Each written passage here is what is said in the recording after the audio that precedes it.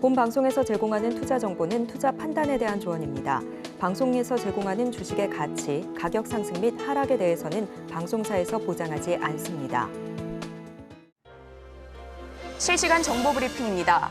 LG U+가 클라우드용 통합 계정 관리 솔루션 알파키를 공개한다고 밝혔습니다. 알파키는 외부 해킹 위험이 존재하는 클라우드 서비스의 보안을 강화하기 위해 만들어진 솔루션으로 클라우드 서비스에 개별적으로 등록된 임직원의 계정 정보를 한 곳으로 모아 관리할 수 있고 클라우드 서비스 접근 권한 부여, 퇴사 직원의 접근 제한, 2차 인증 등 계정 관련 설정을 한 번에 할 수 있습니다. 이어서 두 번째 브리핑입니다. AI 영어 학습 솔루션 스픽을 운영하는 스피기지 랩스 코리아가 300억 원 규모의 시리즈 B3 투자 유치에 성공했다고 밝혔습니다. 이번 시리즈 B3 투자는 버클리 벤처스가 주도했으며 폴 그레이엄과 제프 웨이너가 신규 전략적 투자자로 합류했습니다. 스픽은 이번 투자 유치를 통해 7천억 원에 가까운 기업 가치를 인정받았습니다. 세 번째 브리핑입니다. 양자 컴퓨터 기업 아이온큐가 양자 과학기술 행사 퀀텀 코리아 2024에 참가해 최신 양자 컴퓨터 제품을 선보이고 국내 기업들과의 협력을 모색한다고 밝혔습니다. 아이온큐가 공개하는 제품은 하이브리드 워크플로우와 데이터 센터 호환성을 위해 설계돼 프로세스 최적화, 양자 머신러닝, 상관관계 분석 및 패턴 인식 등 복잡한 컴퓨팅 문제 해결을 목표로 합니다. 마지막 브리핑입니다. 노르페인트가 산업통상자원부가 공모한 우주항공 방산용 실란트 소재 초격차 기술 개발 및 실증 사업의 개발사로 최종 선정돼 실란트 국산화에 착수한다고 밝혔습니다. 노르페인트는 구체적으로 연료 탱크 보호 및 에어프레임 적용 가혹 환경 부식 방지용 실란트 제품 개발을 통해 초격차 기술 확보에 나섭니다. 수요 기업인 한국항공우주와 연계해 기술 개발 및 실증 업무를 진행할 계획입니다. 개발 예정인 실란트는 우주항공과 방위산업 외에도 철도, 조선, 건설, 자동차, 미래항공 모빌리티 등 다양한 분야에 확대 적용이 가능한 고부가 가치 사업인 만큼 앞으로 어떤 행보를 보일지 잘 지켜보시기 바랍니다.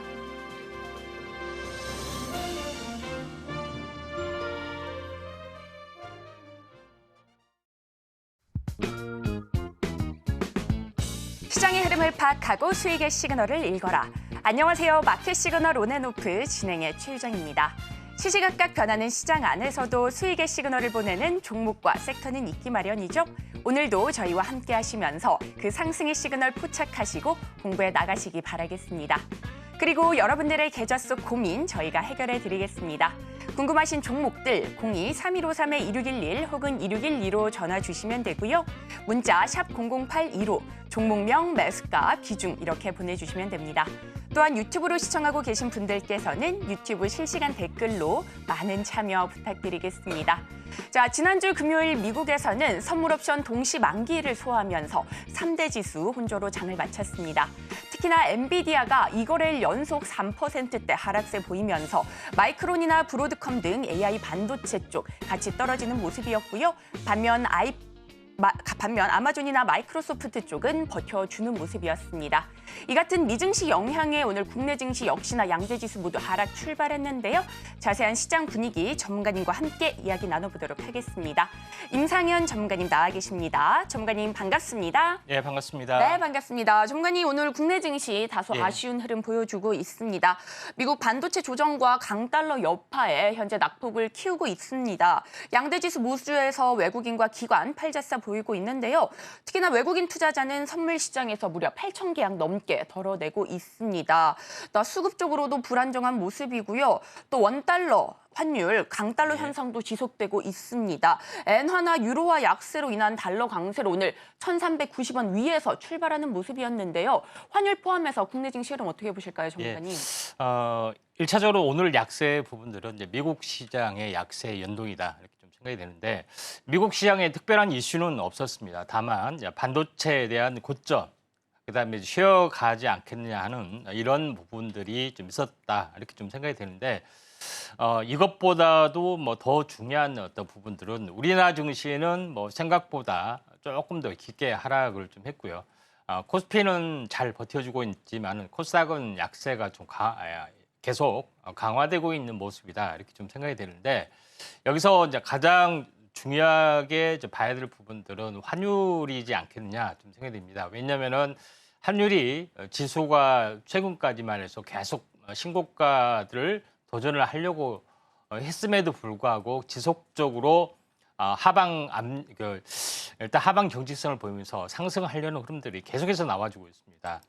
현재 원달러 환율의 차트의 모습을 보시면은 지금 전체적으로 보면은 큰 그림으로 봤을 때 이 구간에서 20일과 60일 수렴해서 이렇게 이제 종비별로 다시 한번 가려고 하는 원래 데드크로스도 저도 예상을 좀 했었습니다. 근데 계속 빠지지 않고 계속해서 정비율이 되면서 이 이제 1,400원을 넘어가려는 흐름들을 보여주고 있는데 이면적인 흐름들은 이제 지정학적 리스크 부분들이 상당히 강하죠. 최근에 특히 이제 남한과 북한 사이에 이 심리전 부분들이 상당히 좀 강한 부분들이 해당이 되고요. 또 대북 전단, 그 다음에 뭐 오물풍선 이런 공방들이 이제 계속이 되고 있다가 또 한 차례 가장 큰 이슈는 러시아와 북한의 현재 밀착 이런 부분들이 진행이 되고 있기 때문에 특별 동반자 관계까지 격상이 되면서 전체적으로는 상당히 현재 북한의 이제 공병대가 러시아에 어떻게 보면은 이전을 한다 하는 그런 뉴스가 좀 전해오고 또 그 사이에 중국과 굉장히 껄끄러운 관계다 뭐 이렇게 되고 있고 중국에 있는 북한 대사관을 철수한다 뭐 이런 것까지 나와주면서 굉장히 알력 관계가 형성이 되고 있습니다. 물론 이면적으로 어떤 흐름이 전개가 되고 있는지는 상당히 모르겠지만은 지정학적 리스크가 좀 깔려 있는 그런 부분이고요. 또 우리나라 같은 경우는 어떻게 보면은 러시아는 강대국이고 그렇지만은 우리나라에서는 러시아를 향해서 경고 조치, 그러니까 이런 말은 함부로 쓰지는 못한 이야기인데 그만큼 이제 당당하게 좀 했다는 것이 상당히 긍정적인데 그런 여러 가지 복합적인 요인이 좀 있는 것 같습니다. 그래서 환율이 이상하게 떨어지지 않는 모습을 계속해서 이제 보여주고 있는 그런 상황이 되는데 물론 이제 직전 이 고점의 또 부근까지도 상승의 압박을 보여주다가 이렇게 나중에 좀 떨어질 수 있는 그런 상황이 되기 때문에 이 부분에 대해서는 크게 우려를 하지는 않는다 이렇게 좀 생각이 됩니다. 반면에 이제 지수적인 측면에서 잠깐 한번 살펴보면은 이 코스피 차트의 모습을 보시면은 신고가를 뭐 2, 3일 전까지만 갱신을 하려다가 상당히 분위기는 좋았죠. 이틀 정도 이제 빠진 부분들이 좀 해당이 되는데 문제는 코스피는 계속 강세를 보여주고 있고 종목별로는 하락 종목이 많아지고 있는 상황이었죠. 근데 여기서 이제 제일 중요한 것은 사실 이제 코스피가 진방향성에 해당이 됩니다. 이제 코스피 같은 경우는 전체 이제 시장의 흐름들을 보면은 작년이죠. 작년에 이 고점을 넘어가는 흐름들이 최근에 나와주고 있습니다. 물론 이렇게 지그재그의 등락들이 보여주고 있지만은 또 최근에도 약세를 보여주고 있지만은 제한적인 하락을 보이면서 다시 한번 강하게 약간 슈팅을 하려는 큰 그림은 상승으로 봅니다. 이런 부분이 좀 있는데 코스피는 상당히 이제 정상적으로 갔습니다. 그러니까 다시 말해서 작년 고점을 넘어갔다는 것이 상당히 긍정적인 모습을 보이는데 반면에 이제 코스닥의 모습은 상당히 안습이죠. 왜냐하면은 코스피 부분들이 이 작년 고점이죠. 작년 고점을 넘었다면 코스닥도 이 작년 고점을 넘어가야 되는데 그러지 못하고 계속해서 침체의 어떤 흐름을 보여주고 있는 어떤 그런 상황이다 좀 생각이 되고 최근 주가의 흐름들도 마찬가지입니다. 최근 주가의 흐름들도 뭐 보시면 알겠지만은 월 초에 이제 상승을 해주다가 월 중반에 고점을 치고 요거는 이제 거래소 코스피보다 먼저 2주 가까이 하락을 계속해서 좀 해주고 있기 때문에 최근에는 뭐 체감 지수는 굉장히 좋지 않는 어떤 그런 모습을 보여주고 있는데 제가 봤을 때는 여기 같은 경우는 뭐 3중 바닥에 좀 해당이 되기 때문에 월말의 어떤 흐름, 그러니까 월말 월초가 다시 한번 V자 변곡이 되는 어떤 흐름이 나와줄 개연성이 상당히 많이 있다. 그래서 이번 주는 하방으로 좀 시작이 됐기 때문에 주중 수요일이야 목요일까지는 하락의 영향권이 없지 않아 있다 좀 생각이 들기 때문에 약간 조심스럽게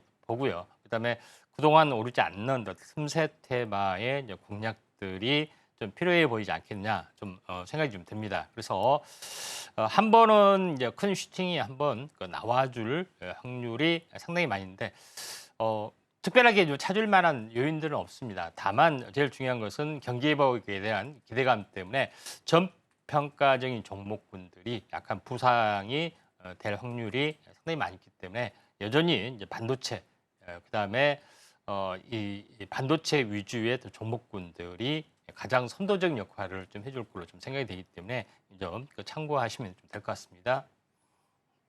자, 미증시 영향에 국내 증시 다소 아쉽습니다. 하락 종목의 수가 양대지수 합해서 1,900개 넘게 포착이 되고 있고요. 오늘 양대지수 다소 쉬어가는 흐름 확인되고 있습니다. 자, 이번 주 시작이 하락인 만큼 그동안 오르지 않았던 섹터 쪽에서 틈새 공략해보시는 전략 세워보시면 좋을 것 같습니다. 자, 그렇다면 저희는 상승 섹터 분석 시간으로 돌아오겠습니다.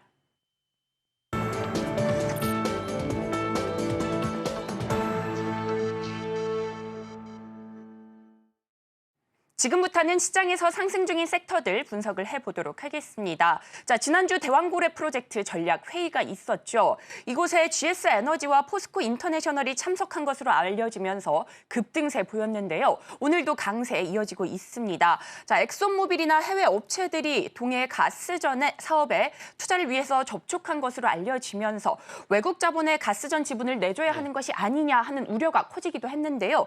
하지만 정부는 국익 극대화 원칙을 가져갈 것이다라고 우려를 잠재우는 모습이었습니다. 전문가님, 동해 가스 관련주 어떻게 보실까요? 예, 1차적으로는 처음에 했을 때는 이제 성공 확률이 20%이기 때문에 혈세 낭비다 이렇게 했잖아요. 근데 이번에는 이게 돈이 없으니까 해외 업체한테 맡기고 개발 이익권을 주자 했을 때는 이건 국부 유치이다 뭐 이렇게 좀 하는 약간의 상반된 모습을 약간 보여주고 있다 이렇게 좀 생각이 드는데 이 어떻게 결정이 될지는 상당히 좀 지켜봐야 되는데 일반적으로 실제 투자를 하지 않고 그냥 이제 조광권 다시 말해서 여기 어떤 석유 나오면은 네가 알아서 파고 만약에 성공하면은 매출이 얼마를 줘라 뭐 이런 개념이 되죠. 근데 이 매출의 퍼센트가 뭐 10% 그렇게 넘지는 않습니다. 결국은 세금만 겨우 내고 가져가는 그런 양상이 되기 때문에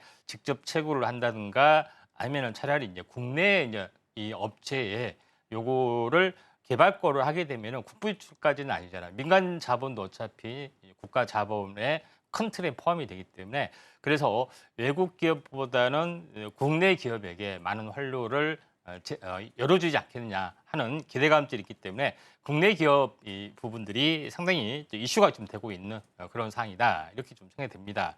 자, 그런 관점에서 약간 보실 필요가 있는데 다만 이제 단기 고점이 형성이 좀 되는 그런 부분들은 없지 않아 있다 좀 생각이 됩니다. 왜냐하면은 어제 이제 지난 20일 날 전략을 좀 했기 때문에 21일이 약간 꼭지였던 그런 부분이 좀 있고요. 또 11월 연말에 다시 한번 12월 연말에 첫 시추 작업이 좀 와주고 있고 또 중간에 여러 가지 이제 투자 유치 사업, 그런 로드맵들이 있기 때문에 이슈는 좀 존재할 거로 좀 생각이 됩니다. 근데 중요한 것은 가격적 메리트가 뭐 장기적으로 이렇게 시세가 이제 쉬어가면서 가고 하기 때문에 가격 조정, 기간 조정이 되지 않고는 조금 힘들어 보이지 않냐 좀 생각이 되고 그동안 못 오른 어떤 종목군들 가능성에 좀 무게를 좀 두시는 게 좀 중요하지 않겠는지 생각이 되네요.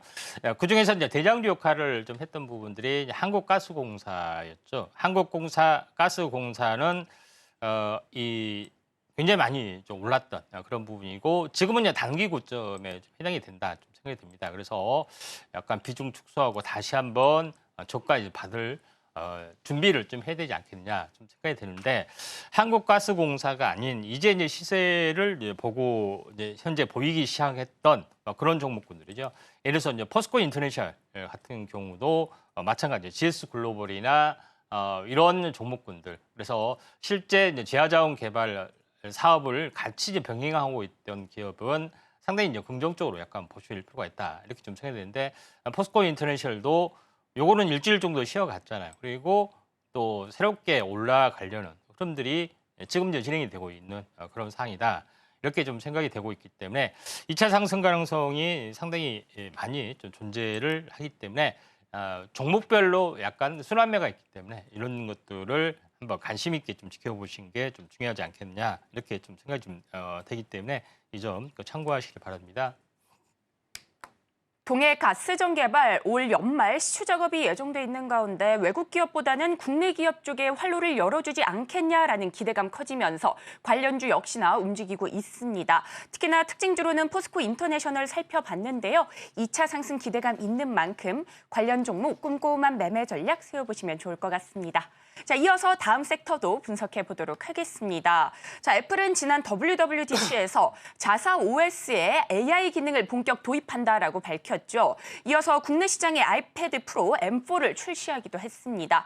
역대 아이패드 중 처음으로 OLED를 채택하면서 시장에 활기가 돌고 있는데요. 부품사인 삼성 디스플레이와 LG 디스플레이 실적 반등에 대한 기대감 역시나 커지고 있습니다. 자, 그런 가운데 LG 디스플레이 텐덤 OLED 패널 개발을 완료하고 최근 양산을 시작했다라는 소식을 전하기도 했는데요. 전문가님, OLED 쪽 어떻게 보실까요? 시장에서 화두가 되고 있습니다. 예, 아무래도 AR, XR 기기가 출시가 되면서 시야 선명성이 뛰어난 OLED 이런 부분들이 각광을 받을 가능성이 상당히 많이 있다 이렇게 좀 생각이 되고요. 네. 자, 그런 관점에서 약간 보실 필요가 있는데 예전에는 뭐 스마트폰만 또 고급 기종만 OLED를 썼지만은 지금은 현재 점차 아이패드 쪽, 그다음에 노트북 쪽 이런 쪽으로 계속해서 확대를 좀 해주고 있는 그런 상황이 되고 특히 자동차의 디스플레이 쪽도 서서히 이제 침투가 좀 되고 있죠. 근데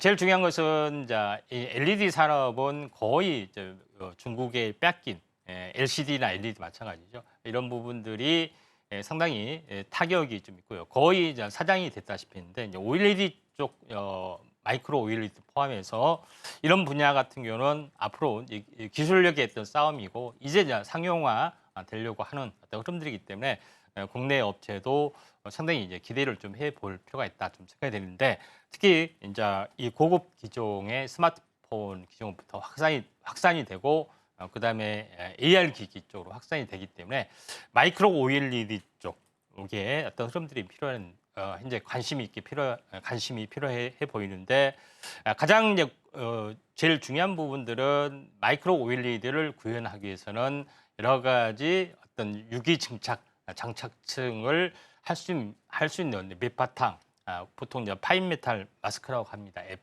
FMM이라고 하는데 이런 어떤 부분을 만드는 업체라든가 아니면 이와 연관된 이제 현재 오픈 메탈 마스크를 만드는 업체 이게 이제 상용화를 좀 하는 업체가 약간 각광을 받을 수밖에 없지 않느냐 이렇게 좀 생각이 드는데 뭐 APS 홀딩스나 핌스 그다음에 풍원종밀 뭐 이런 종목군들이 좀 관련된 종목이다 이렇게 좀 생각이 드는데 그래도 전체 시장의 파이는 LG 디스플레이가 다 꽉 잡고 있죠. 그래서 오늘 LG 디스플레이가 한 6% 정도 약간 올라주고 좀 있습니다. 그래서 약간은 대형주지만은 이렇게 한 번씩 오를 때 이제 크게 오르는 종목군들이 최근 심심치 않게 많이 나타나주고 있다 이렇게 좀 생각이 좀 됩니다. 그래서 오늘의 특징주를 LG 디스플레이로 한번 보면은 이제 여기서 보면은 20일, 60일 실험이 되고 현재 20일 쌍바닥 찍고 이제 골든 크로스가 오늘 발생이 된 날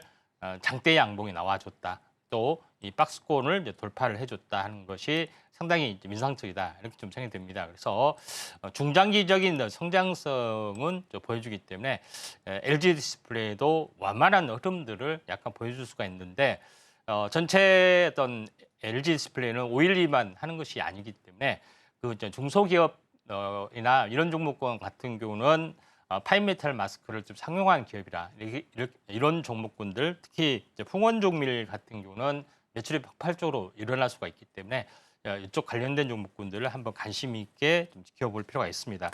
간단하게 이런 관점에서 한번 시장을 좀 지켜보시는 게 좀 중요할 것 같습니다. 자, OLED 부품단 쪽에서 실적 반등 기대감 커지고 있고요. 특징주로는 LG 디스플레이, 풍원 정밀까지 살펴봤습니다. 관련 종목들 움직임 예상되는 만큼 꼼꼼한 현명한 전략 세워보시면 좋을 것 같습니다. 자, 이어서 다음 섹터도 바로 분석을 해보도록 하겠습니다.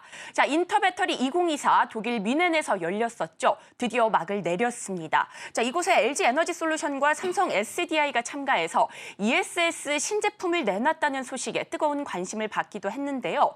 그런 가운데 독일의 부총리가 중국의 고위 관료들과 만나서 전기차 관세에 대한 이야기를 나눴다라는 소식까지 전해졌습니다. 전문가님, 2차 전지 쪽 어떻게 보실까요? 중국의 전기차 관세 이야기도 나오고 있고요. 예. 좀 생각해 봐야 될 것들이 많을 것 같습니다. 예, 유럽은 전기차 관세를 하겠다 하면서 네. 다시 그러지 말고 한번 협상해보자 이렇게 좀 유화적인 제스처를 하고 있는데 네, 중국 쪽에서 좀 강하게 이 나오죠. 유럽에 대한 중국에 대한 의존도가 상당히 강하기 때문에 또 시장도 크잖아요. 당장 독일차 네. 중국에서 못 팔아먹기 때문에 이런 부분들이 상당히 이제 심리 싸움이 있으면 될 것 같습니다. 근데 커다란 틀에서는 계속해서 이 중국에 대한 특히 이제 전기차에 대한 어떤 세계적인 공조가 하나둘씩 실현이 좀 되고 있는 그런 상황이기 때문에 굳이 반사이익이 노려지고 있다 좀 생각이 됩니다. 오늘 열렸던 현재 미 상무부장, 중국의 상무부장하고 EU 부위원장 화상회담, 특히 이제 전기차 관세 이런 부분에서 협의를 타진하고 있다. 아니 화해를 한다는 이야기죠. 그래서 관세를 굳이 올려야겠느냐, 이런 것들. 올리면은 조금 올린다. 이런 개념이 좀 진행이 되고 있다 좀 생각이 드는데, 요거는 약간 일시적인 부분에 좀 해당이 되고, 어떤 큰 트렌드는 현재 어떻게 보면은 중국을 이제 고립화시키기 때문에 이제 반사 쇠로 다가올 수 있는 가능성이 상당히 많이 존재하기 때문에 이런 업종, 특히 이제 한국의 대기업이 포진되는 업종, 지난번에도 말씀드렸지만은 동원 시스템즈나 응급박 생산하는 롯데머티리얼즈 이런 종목군들이죠.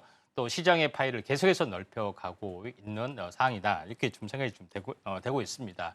그리고 새로운 어떤 트렌드로 약간 부상이 되고 있는 전구체 내재화가 수직 계열의 필수이기 때문에 전구체 내재화하는 전구체를 만들어내는 업체, 이 부분들도 하나의 새로운 시장의 흐름들이다 이렇게 좀 생각이 됩니다. 그래서 에코앤드림 또 마찬가지 에코앤드림을 한번 보도록 하겠습니다. 특징주로서 에코앤드림은 자주 말씀드렸지만은 현재 전구체 전문 회사의 개념입니다. 양극재, 음극재만 있는 것이 아니라 어떻게 보면은 양극재를 만들어내는 이 전 단계 그런 어떤 전구체를만 전문적으로 하는 업체가 현재 에코앤드림이 좀 해당이 되는데, 에코앤드림 같은 경우는 한번 크게 이슈를 보인 다음에 빠졌다가 제일 크게 이제 반등에 한데 힘이 굉장히 강한 모습을 보이고 있죠. 2단 상승을 했다가 한번 조정을 보였다가 다시 한번 강세를 보이고 있고, 오늘 신고가를 갱신을 하려고 했습니다. 그래서 이격은 그렇게 높은 부분은 아니기 때문에 한번 관심 있게 좀 지켜볼 필요가 있다 좀 생각이 되기 때문에 2차 전지도 반사의 흐름으로 한번 꾸준하게 한번 관심 있게 좀 지켜보시는 게 좀 중요하지 않겠냐 이렇게 좀 생각이 좀 되네요. 자, 2차 전지 쪽 반등 기대된다 이렇게 말씀해 주셨고요. 특징주로는 에코앤드림까지 살펴봤습니다. 오늘 신고가 경신 시도 움직임 나오는 만큼 유심히 살펴보시면 좋을 것 같습니다. 자, 이렇게 시장에서 상승하는 섹터들 살펴봤습니다. 우리 전문가님과 함께 하시면서 시장에 대한 여러 대응 전략들 함께 세워보시면 좋을 것 같습니다. 자, 그렇다면 관련 내용은 화면으로 한 번 더 정리해 보겠습니다.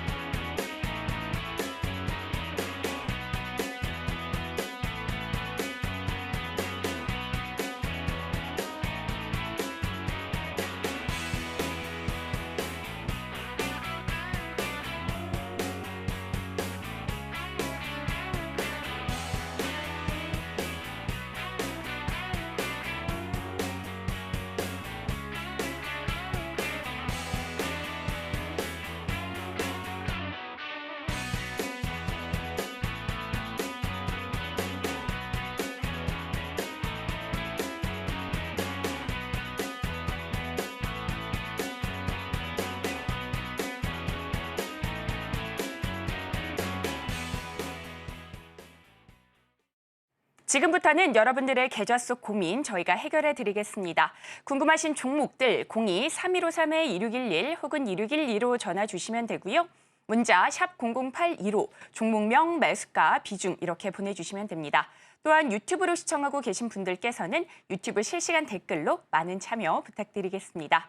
자, 그렇다면 오늘도 종목 상담 출발해 보도록 하겠습니다. 첫 번째 종목부터 열어보겠습니다. 첫 번째 종목은 현대로템입니다. 매수가는 42,000원이고요. 비중은 40% 담으셨다고 합니다. 자, 루마니아나 폴란드, 슬로바키아 같은 곳에 K2 전차 기대감 커지고 있습니다. 다만 주가는 다소 아쉬운데요. 현재 오늘은 39,000원대 움직임 나타나면서 다소 손실을 보고 계십니다. 전문가님, 현대로템 앞으로 어떻게 보실까요? 예, 현대로템은 뭐 철도 관련된 회사지만은 방산회사로 더 많이 알려졌습니다. 네. 그래서 처음에는 왜 철도 관련주를 방산으로 하지 하지만은 지금은 방산으로 알려졌기 때문에 왜 철도가 언급되지? 최근에 뭐 이렇게 반대로 바뀌었습니다. 네. 그만큼 어떤 방산에서 현대로템은 K2 전차 네, 이런 그렇죠. 부분에 좀 해당이 되는데 독일의 레오파드 그다음에 이제 미국의 에이브럼 에이브럼 전차 이것보다 굉장히 성능이 좋은 부분에 해당이 되는데 우리나라의 이제 어떤 성능 부분들은 거의 이제 전천후에 좀 해당이 됩니다. 왜냐하면은 한국 지역에 테스트를 해야 되기 때문에 그다음 산악 지역이나 평야, 늪지대, 그다음에 강 이런 데 모두 전천후가 돼야 됩니다. 예를 들어서 수렁에 빠졌다. 어떻게 빠져나오냐면은 바퀴하고 이 차체 바닥을 낮게 해가지고 이렇게 해서 빠져나가는 것도 있죠. 그다음에 훨씬 가볍고. 근데 해외의 전차들은 굉장히 무겁고 그런 것을 하지는 못하는 부분들. 그다음에 자체 방어 체계인 뭐 소프트킬이나 하드킬 이런 것들을 완벽하게 당연히 이제 장착이 되고 있는 그런 부분이 좀 해당이 되죠. 그런 부분이 있기 때문에 최고의 성능을 사실 이제 발휘하고 있다 이렇게 좀 생각하시면 될 것 같습니다. 그래서 우크라이나 같은 경우에서도 거의 늪지대 다 폭폭 빠지는 것들이 있죠. 근데 한국의 이제 K2 전차는 그걸 이제 극복하는 그런 부분들도 상당히 많이 좀 가지고 있는 그런 상황이고 노르웨이 이제 필드 테스트 같은 경우인데 밤에 시동을 끄고 아침에 시동을 켜면 딱 켜야 되는데 유일하게 K2 전차만 시동이 그대로 켜졌습니다. 결국은 이런 그 전천후 어떤 부분에서 최대의 강점을 보여주고 있기 때문에 전체 시장을 거의 리드를 하고 있다 이렇게 보시면 될 것 같습니다. 그래서 자주포는 K9, 그다음에 전차는 K2가 거의 지배를 좀 하고 있는 그런 상황이 되고 또 뭐 장갑차나 뭐 이런 것들은 마찬가지로 현재 부분이 좀 레드백이 좀 되겠습니다만은 아무튼 현대로템의 또 성장 스토리는 계속해서 갈 확률은 상당히 많이 있다 이렇게 좀 생각이 됩니다. 자, 그런 관점에서 보실 필요가 있는데 차트적으로 이제 보시면 알겠지만은 전체 한번 크게 이제 시세를 좀 냈던 그런 부분이 좀 있죠. 그리고 쌍봉 고점에서 가격 조정이 됐고요. 그다음에 다시 쌍봉까지 왔습니다만은 살짝 빠진 부분에 해당이 되는데 다시 한번 신고가 갱신을 좀 해줄 가능성이 좀 상당히 많이 있다. 왜냐면은 계속해서 이제 수주 잔고가 쌓이는 그런 부분이 계속해서 이제 존재를 좀 하고 있기 때문에 현재 K9 자주포가 거의 선도적으로 대부분 잠식을 하고 있고 그 뒤로 K2가 비슷한 어떤 것들이기 때문에 계속해서 시장을 넓혀갈 가능성이 많기 때문에 중장기로 좀 대응을 좀 하실 필요가 있는데 거의 이제 지금 42,000원에서 살짝 물린 가격 39,450원인데 43,000원을 좀 넘어갈 확률이 상당히 많이 있겠죠. 대략적으로 가격대는 현재 48,000원 정도까지 중장기적으로 한번 보고 좀 대응을 하시는 게 좀 좋을 것 같습니다. 네, 방산주 현대로템까지 살펴봤습니다. 다시 한번 신고가 경신 가능성 높다라고 봐주셨고요. 48,000원대 부근에서 대응 전략 세워보시면 좋을 것 같습니다. 저희 실시간 종목 상담 진행하고 있습니다. 궁금하신 종목들 02-3153-2611 혹은 2612로 전화 주시면 저희가 발빠른 상담 도와드리겠습니다. 또 문자로도 신청하실 수 있는데요. 샵 0082로 종목명, 매수가, 비중 이렇게 보내주시면 되고요. 유튜브로 시청하고 계신 분들께서는 거는 유튜브 실시간 댓글로 많은 참여 부탁드리겠습니다. 자, 이어서 다음 종목도 바로 열어보도록 하겠습니다. 다음 종목은 덕산 네오룩스입니다. 매수가는 46,000원이고요. 비중은 무려 70% 담으셨다고 합니다. 자, OLED의 핵심 구성 요소인 유기 재료를 생산 중이죠. 오늘 38,000원대 흐름 보여주고 있습니다. 최근 기관이 계속해서 팔아내는 움직임 확인되고 있는데요. 전문가님, 덕산 네오룩스 어떻게 보실까요? 일단은 뭐 덕산 네오룩스 같은 경우는 덕산 현재 어떤 계열의 좀 회사다 이렇게 좀 생각이 되는데 덕산 하이메탈이나 미론군과 함께 좀 하고 있는데 덕산그룹이 의외로 이제 반도체나 전기 소자 뭐 이런 부분에 이제 강점을 약간 가지고 있는데 덕산 네오룩스도 이제 511 쪽에 유기 물질을 만드는데 여러 가지 물질이 쓰이는 부분들이 있죠. 그 중에 하나를 뭐 생산한 기업이다 이렇게 좀 생각이 되는데 최근에 뭐 오늘 이슈가 됐던 현재 LG 디스플레이가 상승을 좀 해주고 있는 상황이고 또 성장 스토리는 있습니다. 근데 이게 반도체처럼 시장의 파급력이 굉장히 센 이런 부분은 아니고 시장을 서서히 어떤 침투하는 그런 어떤 요소고 OLED가 서서히 기존의 시장을 대체하는 그런 부분이기 때문에 분명히 이제 중장기적인 성장 스토리는 분명히 있다 하지만은 파급력은 좀 약하다 그런 점에서 약간 그 시장의 어떤 흐름을 이제 보실 필요가 있고요. 차트를 보면서 말씀을 들어보면은 이 46,000원이 이제 고점이라 현재 매수가인데 상당히 약간 물려 있는 부분이 있죠. 46,000원이 이제 고점에서 물린 것 같아요. 근데 이 시총이 현재 9,600억 정도, 이게 시총 한 1조 정도로 이제 보시면 될 것 같습니다. 그래서 5만 원, 그다음에 저점이 34,000원 정도 되죠. 그다음에 넥라인점이 38,000원에 좀 있습니다. 그래서 가바닥이 38,000원이기 때문에 그 과거에 여러 번 존재를 했던 층이다 이렇게 좀 생각하시면 될 것 같습니다. 그런 부분이 좀 해당이 되고 있기 때문에 여기서는 더 이상 빠지지 않는 그런 부분에 좀 해당이 되기 때문에 기술적 반등은 약간 들어와 줄 위치다 이렇게 보시면 될 것 같습니다. 그래서 기본적으로는 단기적으로는 42,500원에 해당이 되고요. 약간 중기적으로는 한 46,600원까지 갔다가 한번 조정을 보일 수가 있기 때문에 매수가까지는 한 번은 올 수가 좀 있습니다. 그래서 46,000원보다는 한 45,000원 정도의 약간 비중을 좀 줄어드시는 게 좀 좋을 것 같습니다. 왜냐하면은 비중이 70%가 되기 때문에 약간 너무 많지 않느냐 좀 생각이 돼서 약간 비중을 좀 줄여주시기 바랍니다. 네, 이렇게 덕산 네오룩스까지 살펴봤습니다. 기술적 반등 가능하다라고 봐주셨고요. 단기적으로는 42,500원, 중기적으로는 46,600원까지 올라갈 수 있다. 이렇게 말씀을 해주셨는데요. 아무래도 비중이 너무나 큰 만큼 45,000원대 부근에서 비중 축소 전략 잡아주셨습니다. 자, 이어서 다음 전화도 바로 받아보도록 하겠습니다. 여보세요? 여보세요? 네, 안녕하세요. 궁금하신 종목 어떤 종목일까요? 예, 삼성전자 우 네. 40%에 75,400원이요? 네, 삼성전자 우선주 매수가는 75,33원에 비중은 40% 담으셨다고 합니다. 자, 오늘 예, 삼성전자와 함께 삼성전자 우선주 다소 아쉬운 흐름 이어지고 있습니다. 현재 63,000원대 움직임 나타나고 있는데요. 비중도 꽤 되시고 손실 폭도 꽤 있어서 고민이 많으실 것 같습니다. 네, 전문가님과 함께 대응 전략 바로 세워보도록 하겠습니다. 예. 전문가님 어떻게 보실까요? 그 삼성전자 우선주는 뭐 이 본주하고 거의 같고 또 본주에 대한 종목 분석이 좀 돼야겠죠. 물론 그 약간 탄력적인 측면에서 우선주를 선호하신 분들은 없지 않아 좀 있다 이렇게 좀 생각이 되는데 일단 본주의 방향성이 굉장히 중요하다 좀 생각이 되는데 일단 뭐 삼성전자가 아닌 삼성전자 우선주 뭐 사신 특별한 동기는 좀 뭐가 있을까요? 여보세요? 예. 삼성전자 우선주는 좀 탄력성이 좋아서 사신 건가요? 그 본주하고 우선주하고 예. 나누어서 60대 40을 그렇게 매수했습니다. 그러면은 거의 삼성전자의 몰빵이시네요. 예. 삼성전자 거의 60%, 100%입니다. 삼성전자 우선주 40%, 100%가 좀 되는데, 일단 삼성전자하고 SK하이닉스하고 근본적으로 이제 상승 탄력이 약간 차이가 나는 부분들은 어디서 차이가 나냐면은 HBM의 기술력이 좀 더 앞서가는 그런 부분이 좀 있고요. 또 엔비디아 퀄테스트를 아직 통과하지 못했던 그런 부분이 있기 때문에 시장의 지배력을 전부 다 계속해서 앞서가고 있습니다.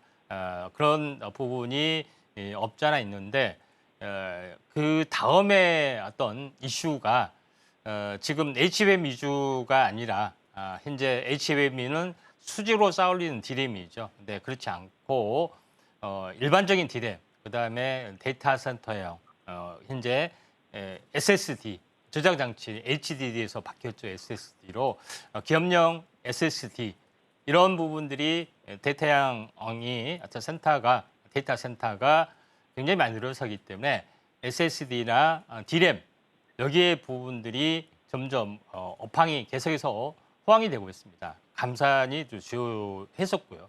그래서 이런 부분이 서서히 현재 시장의 지배력을 보일 걸로 좀 생각이 좀 되고요. 또 그러면서 CXL 기술이나 아니면은 이 HBM PIM 다시 말해서 D램에다가 어떻게 보면은 GPU를 장착하는 주도권을 D램으로 가는 흐름들이 서서히 약간 증가가 될 수 있습니다. 그래서 주도권은 가져오는데 제일 중요한 것은 아직 그 시간까지 멀기 때문에 삼성전자는 올해보다는 내년에 좀 약간 탄력, 지금 HBM도 좀 따라잡고, 그다음에 D램이나 SSD의 또 성장 스토리가 어느 정도 확인이 됐고, 그다음에 파운드리에서의 어떤 그 반전 이런 것들이 좀 있기 때문에 올해는 좀 탄력성이 약할 수밖에 없다. 그래서 SK하이닉스에 비해서 탄력성이 많이 좀 떨어질 수밖에 없지 않느냐 좀 생각이 드는데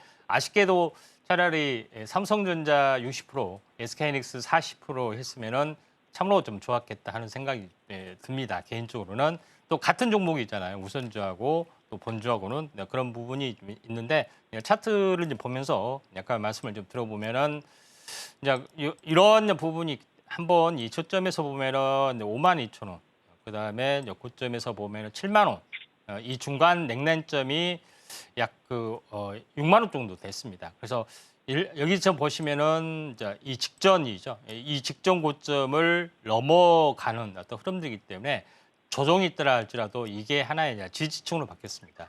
그리고 숨고르기를 하다가 다시 한번 올라가는 흐름들이 좀 있기 때문에 요거는 뭐 중장기적으로 약간 승부를 거실 필요가 있습니다. 그래서 지금은 7만 원 고점에서 약간 물려 있지만은 이거를 돌파하는 흐름들이 나타나기 때문에 지금은 거의 한 보유의 영역이다 좀 생각이 되고 중장기적인 목표가는 52,000원이기 때문에 여기에 따블은 한 10만 4천 원이 좀 되겠죠. 그래서 장기적으로 10만 4천이 일어난다는 것이 당장은 아닙니다. 그래서 지금 고점이 7만 원, 저점이 6만 원이기 때문에 7만 원 대비 아래 10,000 원까지 빠졌기 때문에 7만 원 대비 대칭으로 되면은 한 거의 8만 원 정도까지 약간 올라갈 수 있습니다. 그래서 8만 원 정도의 마디 매매를 좀 하고 하시는 전략들이 필요하고 개인적으로는 삼성전자와 SK하이닉스를 뭐 이렇게 절반씩 섞는 것을 보내드립니다.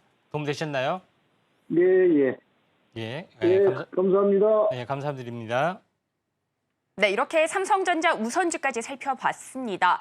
중장기적으로 승부를 보셔야 될 것 같은데요. 8만 원대 부근에서 매도 전략 세워보시면 좋을 것 같습니다. 투자에 도움 되셨으면 좋겠습니다. 자, 이어서 다음 전화도 연결돼 있다고 합니다. 바로 받아보도록 하겠습니다. 여보세요? 네, 여보세요? 네, 안녕하세요. 궁금하신 종목 어떤 종목일까요? 네, 종목은 솔리드고요. 네.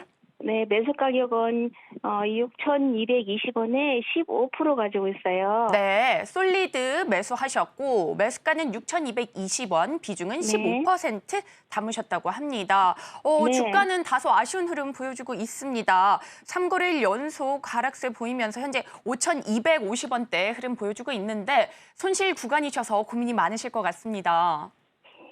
네, 너무 네. 자꾸 내려가기만 하고 바닥은 도대체 어딘지 네, 전문가님과 너무 함께. 걱정이 예. 돼서 네, 전화드렸어요. 네, 알겠습니다. 저희가 대응 전략 바로 세워보도록 하겠습니다. 전문가님, 솔리드 어떻게 보실까요? 예, 솔리드 같은 경우는 광통식 장비 네. 해당이 되는데 최근 좀 이슈가 좀 타고 있는 것은 양자 쪽으로 돼서 양자 암호통신호 또 부품을 생산하는 업체는 나름대로도 시세가 조금 낮습니다만은 네.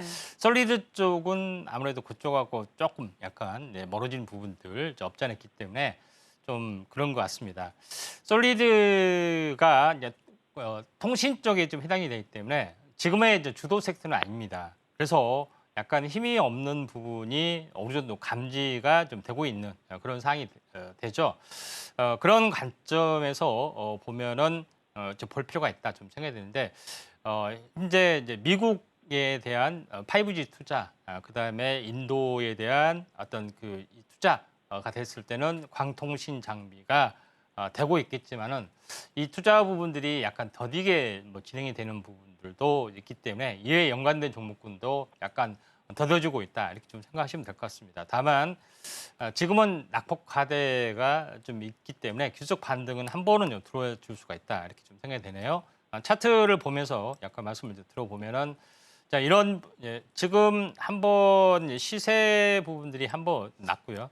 조정을 보이고 다시 한번 고점이 좀 있고요. 조정을 보였죠. 보통 이렇게 삼각 수렴형을 보이고는 보통 이쪽으로 올라가야 되는데 여기 삼각 수렴형 끝에서 추세 이탈이 좀 약간 돼버린 다소 아쉬운 부분들이 좀 있죠. 그러면 삼각 수렴형이 아니라는 이야기죠. 그래서 다시 뭐 차트를 이제 걸어보면은 이 고점에서 보면은 고점에서 이 저점, 그다음에 이 냉단점 이런 부분이 해당이 되는데 한번 2단으로 하락했다가 반등했다가 이 저점을 세 번째 깨고 내려가는 어떤 흐름들이다. 물론 여기서 저점이 될지 뭐 추가 하락에서 저점이 될지 모르지만은 약간 추가 하락은 열어둬야 되지만은 5천 원대에서는 한 반등이 약간 세게 좀 들어와 줄 수 있다 이렇게 좀 생각이 됩니다. 그래서 세게 들어와 주더라도 이게 이제 냉난점에 어떤 있기 때문에 6천 원대 6,200원. 그러니까 지금 매수가죠. 6,200원까지는 한 번 정도는 반등이 좀 기대됩니다. 그래서 만약에 뭐 이 5,000원 정도까지 꼭 온다는 뜻은 아니고 5,000원 정도까지 오면은 한 5% 정도를 비중을 더 늘려서 좀 약간 물타기를 하셔서 평균 단가를 한 6,000원 이하에 낮췄다가 6,000원 근접이 됐을 때 일단 매도하신 게 좀 좋지 않냐 이렇게 좀 생각이 되네요. 도움 네. 되셨나요? 네, 감사합니다. 전문가님, 그러면은 장기로 가져갔을 때는 좀 어떻게 전망하실까요? 장기적으로는 특히 이제 메리트는 없기 때문에 6,000원 정도에서 좀 더 이제 좋은 종목으로 갈아타시는 게 좀 좋을 것 같습니다. 예. 예. 네, 이렇게 솔리드까지 살펴봤습니다. 투자에 도움 되셨으면 좋겠습니다. 다음 전화도 연결돼 있다고 합니다. 바로 받아보겠습니다. 여보세요? 예, 안녕하세요. 수고했습니다. 네, 안녕하세요. 궁금하신 종목 어떤 종목일까요? 홍화해운. 흥하해운이요. 예, 3,500원에 20%. 네, 매수가 3,500원에 비중은 20% 담으셨다고 합니다. 최근 해상 운임 오름세 속에 강한 흐름 보여주고 있습니다. 오늘도 2,470원대 흐름 보여주고 있는데요. 올라는 가고 있지만 다소 손실 구간이셔서 고민이 많으실 것 같습니다. 전문가님과 함께 이야기 나눠보도록 하겠습니다. 전문가님, 흥하해운 어떻게 보실까요? 뭐 두 가지가 좀 있습니다. 그래서 하나는 지정학적 리스크하고 그다음에 이제 구조적인 어떤 성장세 뭐 이런 두 가지 부분이 있는데 이제 이슈가 좀 최근에 계속 이제 불거져 나오기 때문에 또 이슈에 좀 약간 민감할 수가 있기 때문에 한 번 정도 슈팅이 되고 해운주 운임 지수가 계속 올라가고 있습니다. 그래서 기회는 한 번 열렸다고 좀 생각이 되는데 차트를 보면서 약간 말씀을 들어보면은 3,500원이 매수가이네요. 지금 많이 물려 있습니다. 그러니까 다소 아쉬운 부분들이 좀 있는데 뭐 20% 정도 되는데 일단 최근 이슈가 계속해서 사그라들지는 않기 때문에 요거를 약간 물타기 좀 20%라서 추가적으로 물타기를 이야기하기는 좀 뭐하지만은 아무튼 지금은 좀 수급이 살아 있고 또 최근에 매수세가 돌아주고 있습니다. 기술적 반등은 충분히 나와줄 수 있는 위치고요. 고점과 고점을 연결한 추세를 보면은 약 3,000원 정도까지는 약간 올라주시고 좀 더 많이 올라준다면은 약 3,500원 정도까지는 물렸던 가격까지는 한번 올라줄 수가 있기 때문에 제가 조금 물타기를 한번 좀 해서 평균 단가를 낮춰보라는 이유도 여기 있습니다. 시간 관계상 간단하게 여기서 마치도록 하겠습니다. 도움 되셨나요? 예, 도움 됐습니다. 예. 네, 이렇게 흥하해운까지 살펴봤습니다. 투자에 도움 되셨으면 좋겠습니다. 정말 아쉽지만 오늘의 종목 상담은 여기까지입니다. 하지만 이어지는 정오의 템베거에서 종목 상담 진행해 드리고 있으니까요. 궁금하신 종목들 이어지는 방송에서 해결해 보시면 좋을 것 같습니다. 저희는 이어서 잠시 후 공략주 코너로 돌아오겠습니다.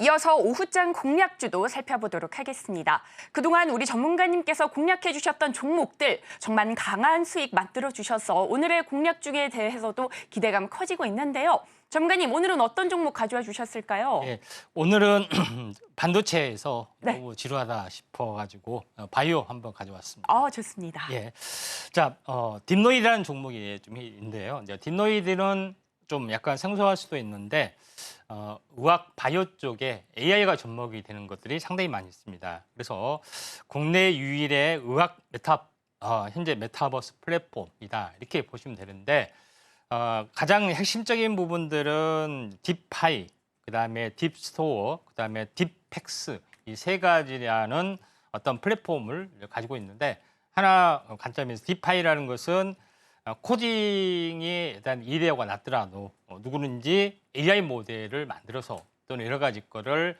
직관적으로 사용할 수 있는 툴이다. 이렇게 보시면 될 것 같고요. 또 여기 그다음에 딥스토어는 뭐냐면은 딥파이를 이용해서 AI 모델이나 여러 가지 모델을 만들어서 이걸 개발을 했을 때 딥스토어에서 이거를 자기가 판매도 할 수 있는 그런 판매 시장도 만들어주는 그런 부분을 좀 말한 거고요.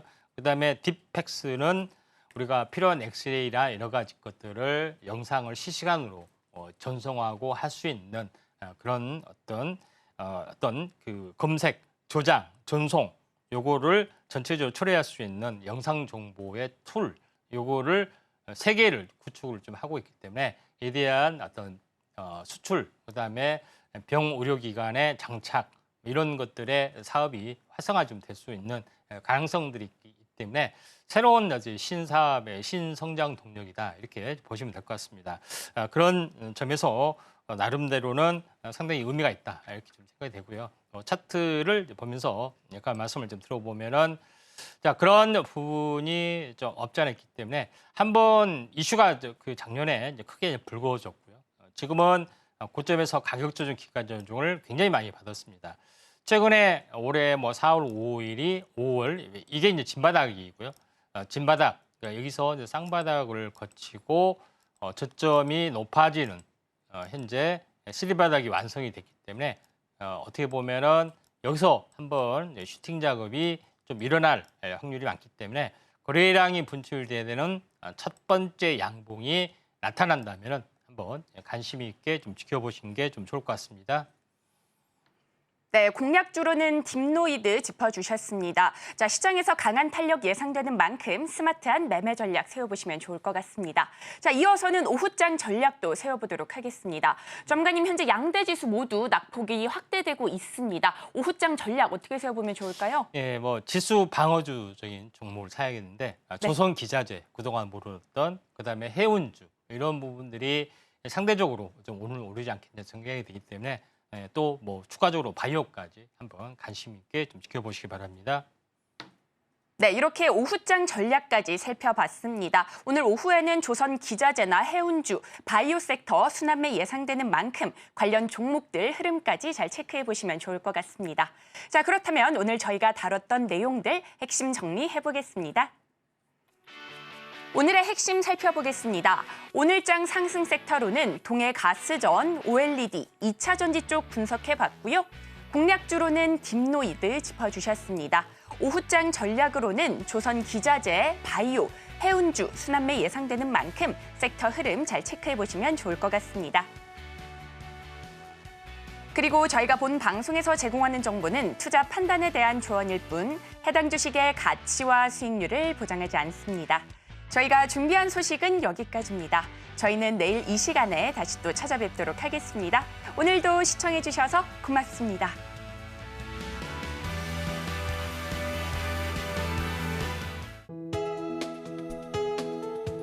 본 방송에서 제공하는 투자 정보는 투자 판단에 대한 조언입니다. 방송에서 제공하는 주식의 가치, 가격 상승 및 하락에 대해서는 방송사에서 보장하지 않습니다.